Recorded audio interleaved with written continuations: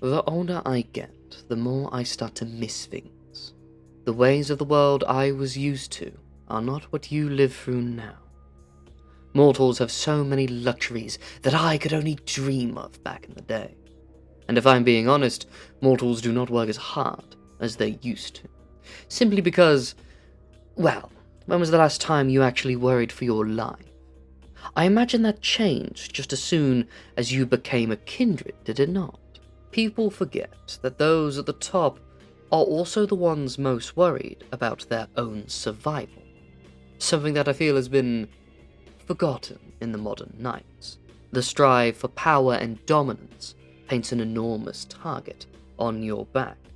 And while many, such as my own clan of Ventru, thrive in such conflicts, others take a more humble approach to their own life.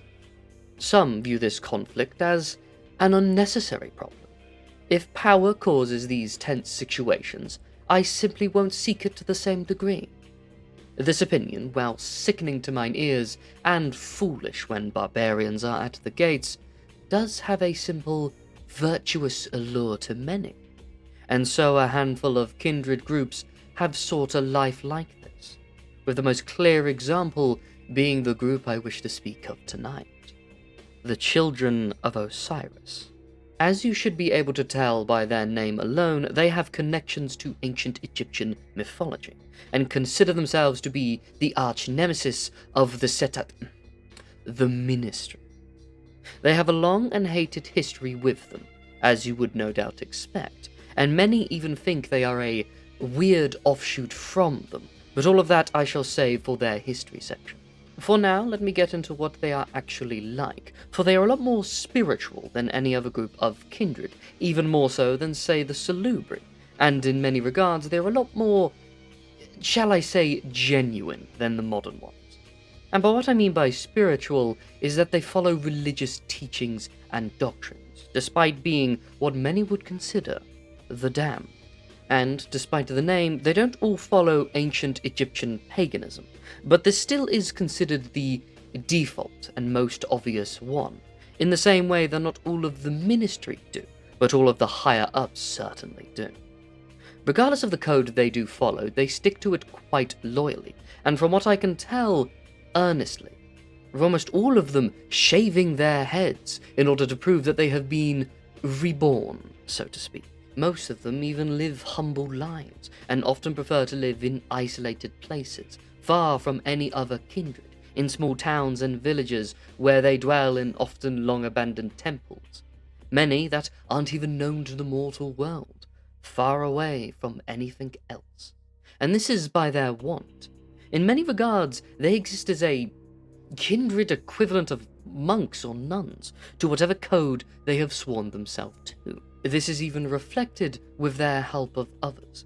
See, despite them moving away from most kindred, this does not mean they do not let insiders in.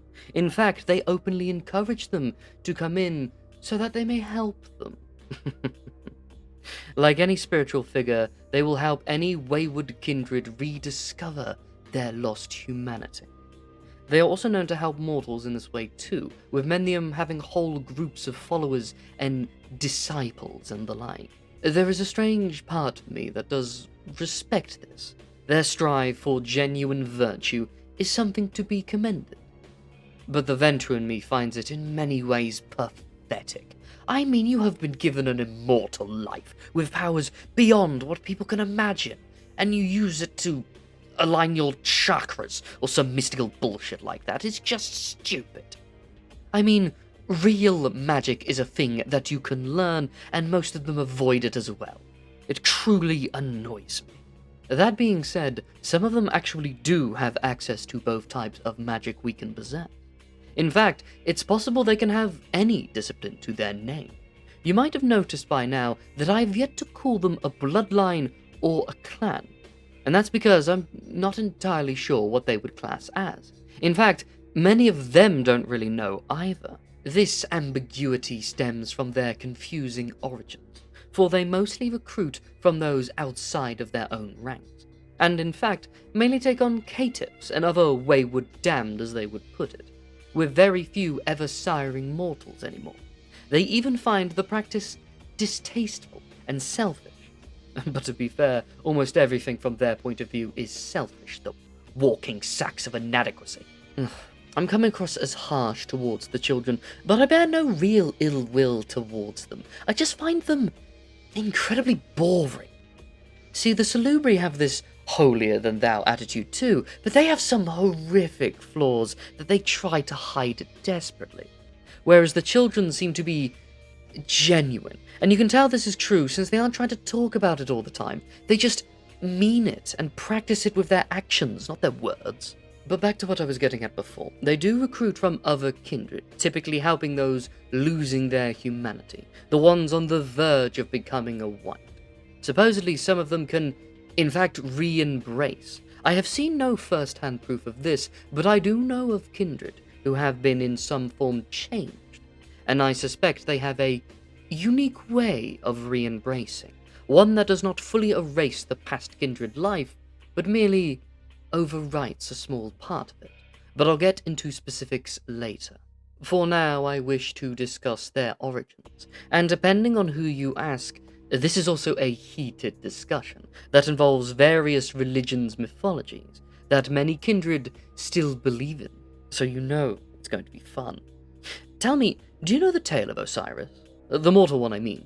Well, it does not matter much, because the kindred one is a little different anyway, so I'll tell you that now. According to the children themselves, the very old ones anyway, the god Osiris was slain by his brother Set, over who should have the throne of the gods. But due to Osiris's powers over death and the help of his wife Isis, he was able to return as the first vampire. He then sired his wife and a few others to take revenge on Set, and this time win, only to lose the ability to sire shortly afterwards, for reasons unknown. This is why few of his children sire now, preferring to convert others instead.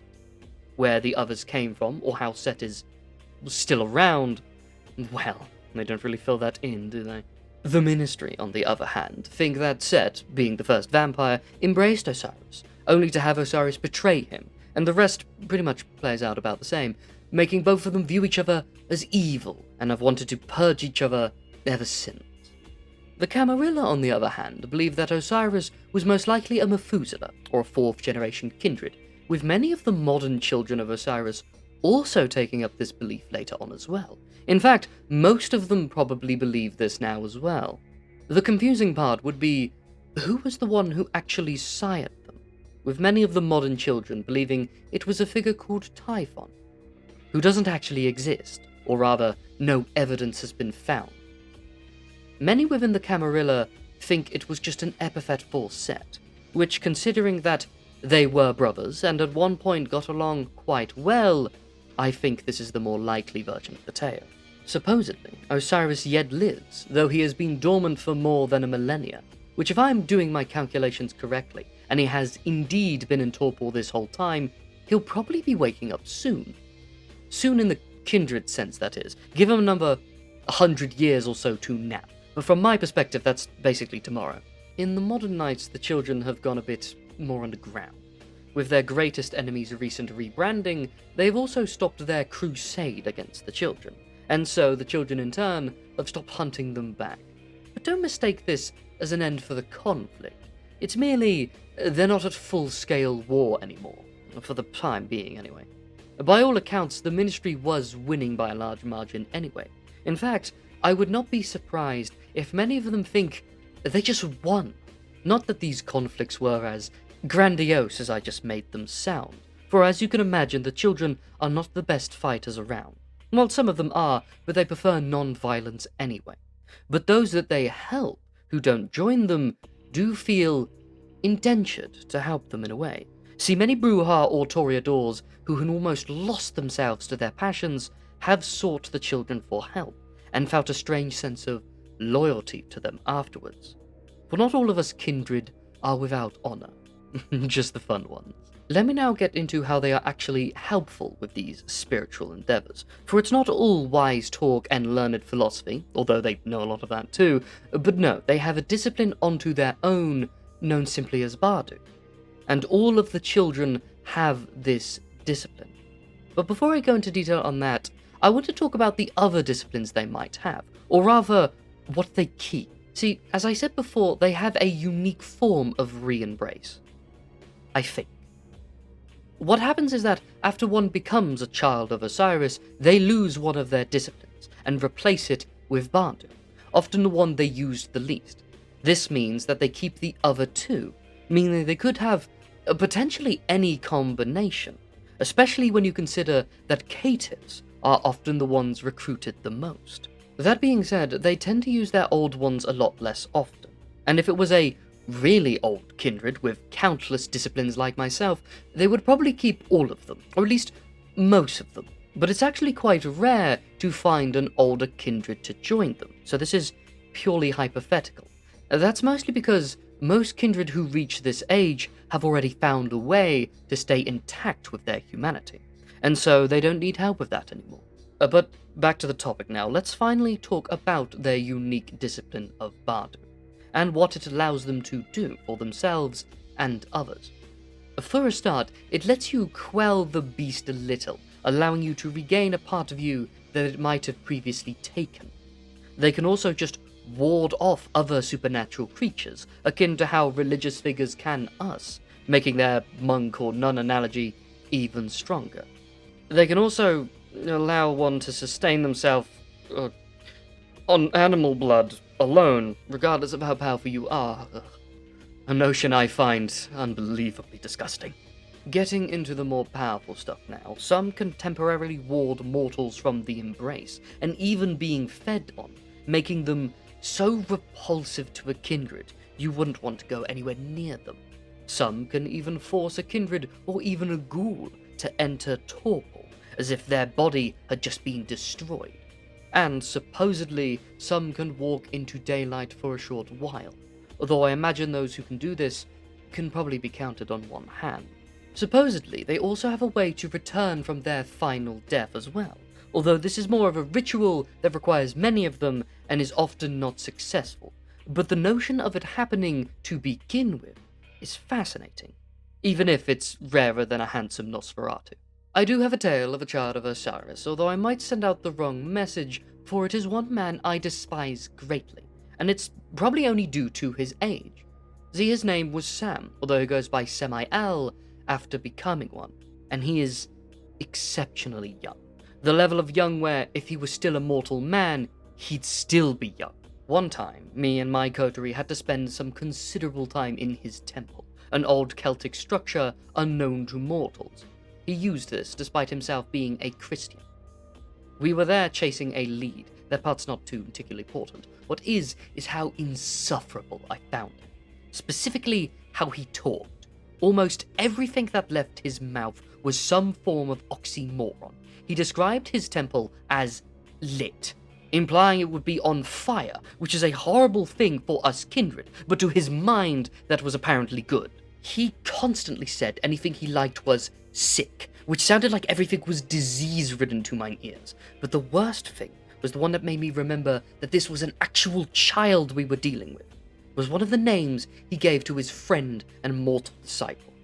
After he returned from a mission, Samael told him, "Well done, King," a title he just callously threw out. Because to me, that title means something. I was a real king once. Men died, good, earnest men, so that I might wear a crown and bear that title to my name. Wars were fought and lands conquered. I lay waste to a land I viewed as my birthright, so that I could bear such a name as king. And yet to him, it meant nothing. A joke among friends, a funny name to call each other. I hid it well, but it made me sick. Ugh. The world I find myself in is not the same I remember. Gone is the age of conquerors and kings. Now I live in an age of spoiled sycophants and lazy children. I've always been able to keep up with the modern world before. I've even adapted many modern terms into my everyday speech. But I fear the growth of man is exponential, and I will one night no longer be able to keep up. Even now I struggle, and I become more tired with each passing night. but there is no rest for the wicked. The Children of Osiris, on the other hand, will not fail. They will, in many regards, always be sought out for those seeking a virtuous path, despite being creatures stripped of it like us. We truly see their ilk rarely, at least the honest sort they seem to be. They are humble to a sickening degree, a group I find disrespectful, given we are creatures of greed. But if I just bite my tongue, Kindred society is better off, with less whites running around. Of that, I am sure. Thank you for listening to my tales. I'm the Ashspawn. Feel free to leave a like, comment, or subscribe. It really does mean a lot to me. But, till next we meet, fellow traveler, have a good day.